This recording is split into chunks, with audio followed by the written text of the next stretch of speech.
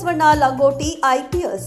ಚನ್ನಬಸವಣ್ಣ ಲಂಗೋಟಿ ಅವರು 2014ರ ಬ್ಯಾಚ್ನ IPS ಅಧಿಕಾರಿಯಾಗಿದ್ದು public ಅಡ್ಮಿನಿಸ್ಟ್ರೇಷನ್ನಲ್ಲಿ ಸ್ನಾತಕೋತ್ತರ ಪದವಿಯನ್ನ ಪಡೆದುಕೊಂಡಿದ್ದಾರೆ.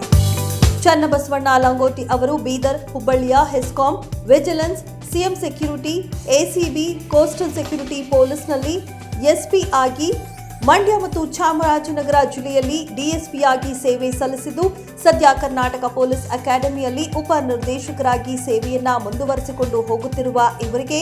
All round best officer, best in outdoor events and awarded with Chief Minister's Squad of Honor in Police Training Academy, Commendation of Governor of Karnataka for Detection of Wildlife Crimes, Chief Minister of Karnataka Gold Medal for Excellence in Police Service, Commendation for